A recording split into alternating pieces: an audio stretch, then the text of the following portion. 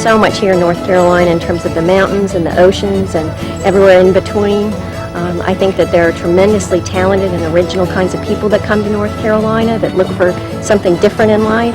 I love working with my hands. I love doing something. I love making something I can very directly share with other people.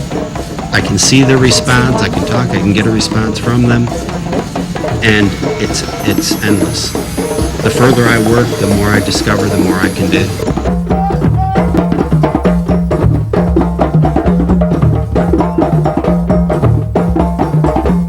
It takes me somewhere else. A lot of times when I'm performing African dance, I really think I'm in Africa doing it. So it's not that I'm an American here trying to do African dance. I really think I'm there. You know, art is about all our dreams, all our fears, every single aspect of our lives. And whenever you put all that together, you're talking about development, progression, healing, getting from one place to another, not stagnating, staying in the same place. I think everybody can, in fact, express themselves, and they have a need to do that. Most of the time, people are not conscious and aware of that, but they do, in fact, have the need to express themselves. People react quite naturally to seeing other people move. They have for centuries, from the dawn of person kind. It's just a natural thing. You see someone moving, you either want to move, you get inspired, you laugh, you cry, or maybe you feel nothing, and that's fine too. To encourage creativity, the atmosphere or the environment has to be one in which someone feels safe, that they feel that they can put themselves at risk or do risky things and there will be no repercussions, the feeling that they can try things, they can be as off the wall as they want, they can expand and do incredible things that they never thought they could do before or would never do because of social pressures. I guess the bottom line is that it just takes a huge amount of freedom of mind, freedom of body, freedom of spirit.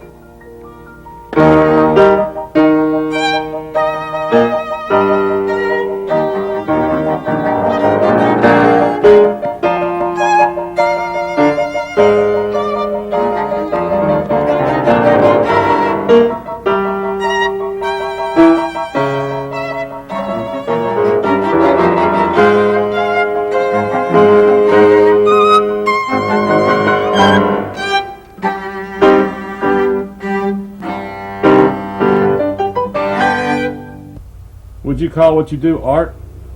Well, I don't know. It's just hard work. That's I know one thing to work you to death. You do it and do it and do it and do it, and once in a while things you have good days, then you have some run across one that aggravates you to death, and trying to figure out a lot of things. You try and try and try, and after you get it figured out, it's just simple as ABC. I mean, you have these moments of real deep questioning and terror when you're trying something new. I mean, when it's really intense. And if you didn't go through that, I don't think you would be an artist. That's why some artists, I think, are considered by many other people or non-artists to be so unusual, because sometimes that deep intensity comes out and it can be hard to explain and even hard to accept. So, what are you doing now? I'm doing the Dennis Rodman as the Little Debbie girl, and I was going to do like Little Denise instead of Little Debbie. And I was just trying to do like a pop interpretation of a popular kind of person, making fun of them a little. A society that values freedom will always have very healthy arts. Artists have always been the interpreters of society to itself. They're sort of poets in the sense that they look for the things that we see but don't quite see, that we hear but don't quite hear, and they reverberate those either through their sketches or through their dancing or through their sculpting or whatever.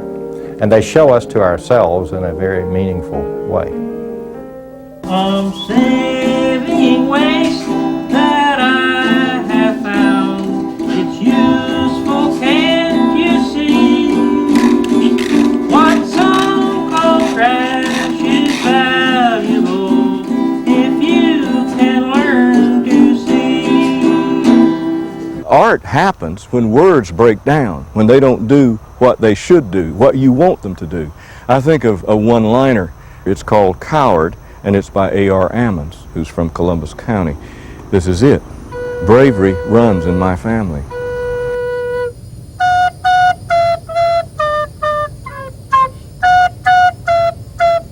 I think it's kind of neat because it starts off as like downtown, and then if you go onto the temples on the side, I don't know if you can see, but it goes into the suburbs as you get to the end of the temple. So it actually goes away from town on the sides. I think that art really reaches the child in everyone. That you really notice in children, they're such enjoyers. You know, they'll get up and they'll move and they'll dance and they'll sing and they'll draw, and then right around age 12 or 13 they get real self-conscious about it and they don't want to do it anymore. They're embarrassed about it. And I think for adults, art is a way to get back in touch with that freedom that we used to have when we were children. It's a beautiful thing. You know, what age should you start exposing people to art? I think as early as possible.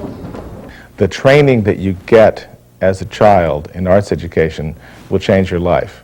It's going to allow you to learn how to think. It's going to allow you to learn how to solve problems. It's going to allow you to appreciate what is around you, and it's going to allow you a chance to be a more fulfilled adult by being able to express yourself.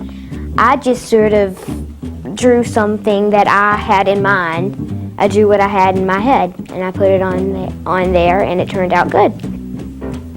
Currently, there's a program called the A+ program in the schools, which proves conclusively that kids that are exposed to the arts learn better and faster and with better recollections of what they've learned than kids that don't have the arts. We give children tools for looking at art and let them know that there's not a best artist, that it's okay to not like a work of art, and to allow them to experience that art can give you feelings. They can give you mad feelings and happy feelings and sad feelings and just ambivalent feelings, or they can just kind of excite you about something you haven't seen before, like a purple shadow on a tree.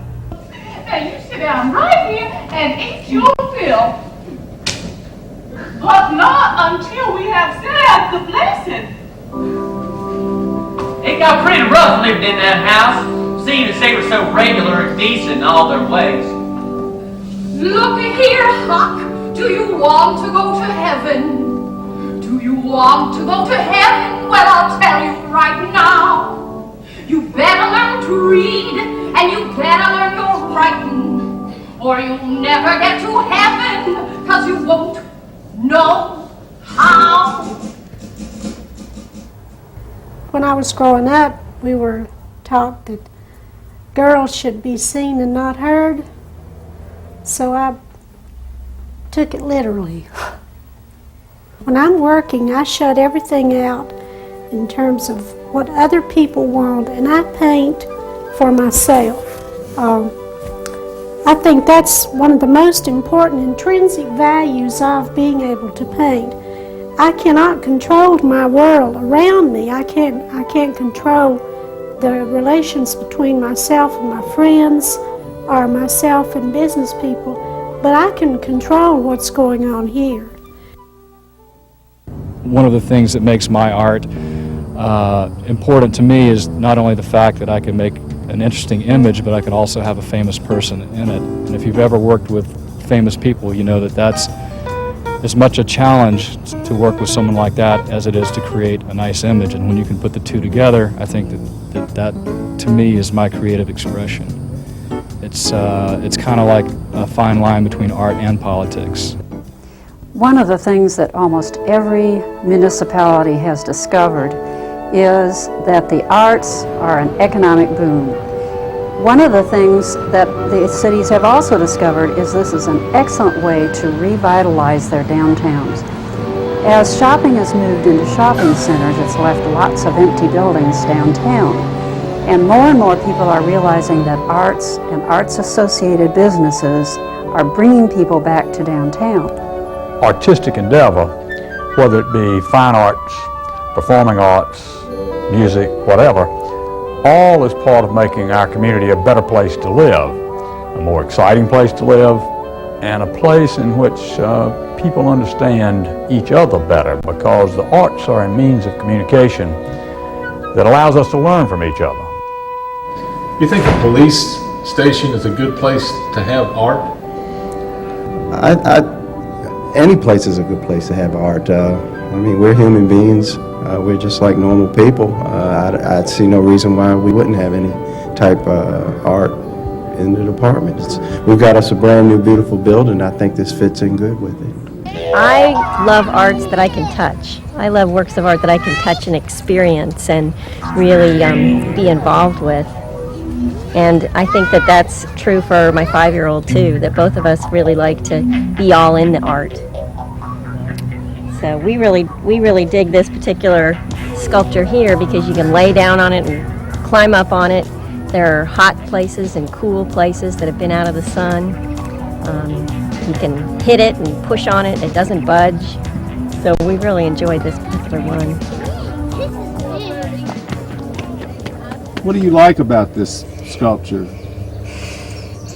It's perfect for the zoo. Why do you think it's perfect for the zoo? It reminds me of a giraffe.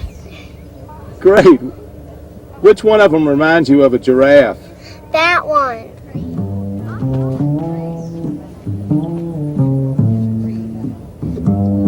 When you're making art, you're really making something to be completed by the person who's looking at it and thinking about it. I don't believe that we look without thinking. Well, I was looking for North Carolina sources, and I found among the writers Reynolds Price, his by example, almost never by words, talks about a teacher, and that's sort of my philosophy. Then I have Fred Chappell saying, "You are a child, you are suitable to be awed." And over on this side, Doris Betts and Lee Smith in a conversation saying, "What do you try to do as a teacher?" "I just try to stand out of their light." I study jazz piano, and all of my textiles are based on that. It's mathematics, it's a rhythm with a little bit of the wrong note in the right place to just make that melody a little bit sweeter. It's like putting salt on a watermelon.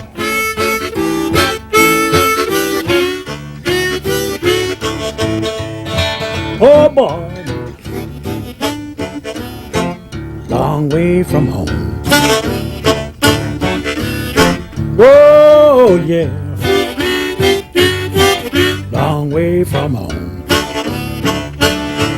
Ain't got no woman to call my own.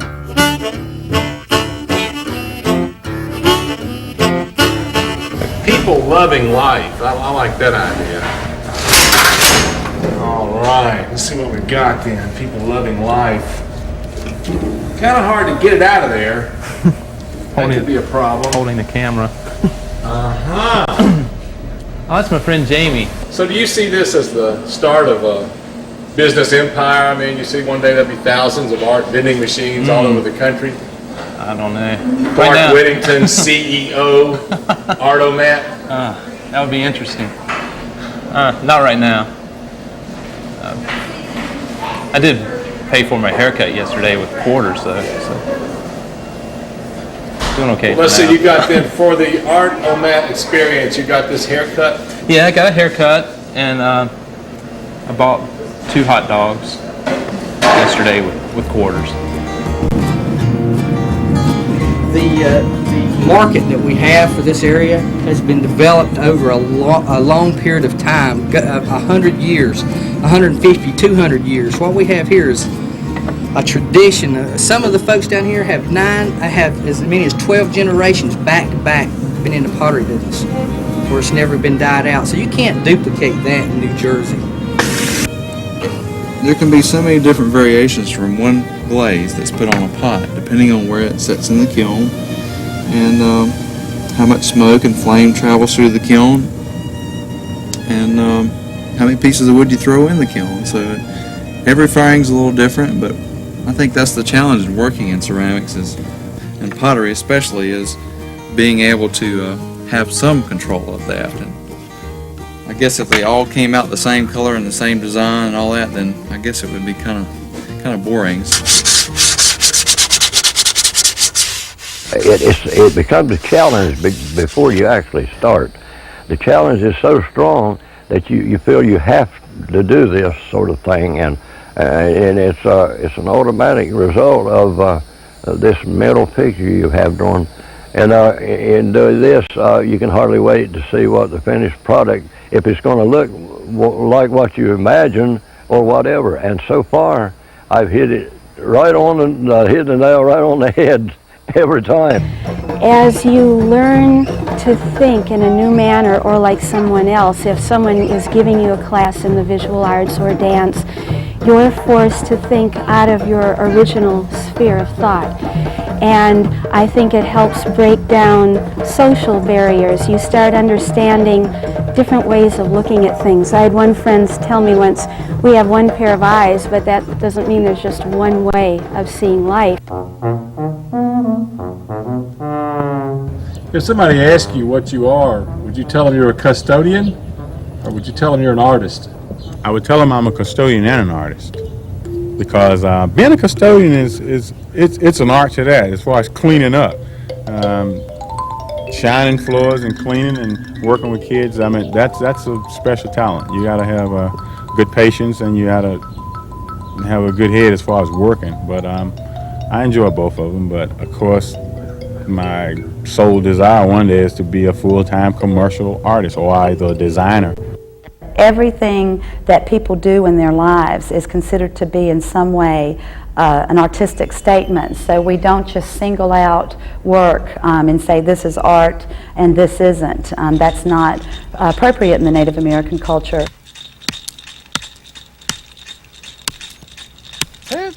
Ironically, the tourist industry in this town's helped revive a lot of the traditional arts. Nowadays we're able to command a lot higher prices for our work, and you know, like I say, there's a more of an appreciation for it, seems like nowadays, than there ever has been. So, and it reflects back into the artists and the community. You know, when someone is proud of what they're making and can see other people being proud to collect it, you know, it really helps. And in recent years, it's become all right to be a Native American again, you know.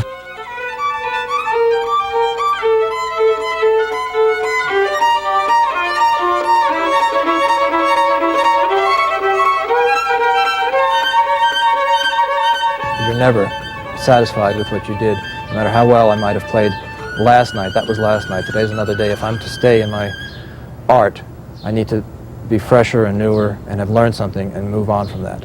That's the glory of being in the arts. I try to live an artful life, and to me that is really what we are all about, is an artful life. And I really wish for all people that they could find the peace that comes from finding that experience within themselves.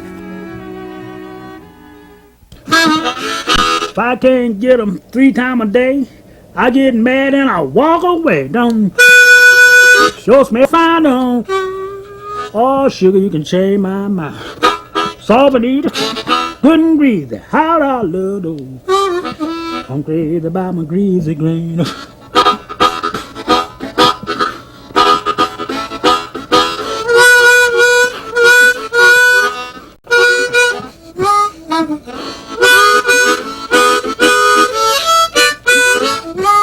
Them green sure is good, don't. Oh, sugar, I eat them all if I could. Salt and eat, couldn't breathe. How I love those. I'm crazy about my greasy green. Well, mama, you can cook some lime and bean. Cook some sugar I ain't never seen. If you're gonna fix a table for me, don't fix nothing but some greasy green, don't. That's what I want, don't. Oh, sugar, I eat them all if I could. Salt and eat, good and breathe. How I love them greasy green. I'm crazy about them.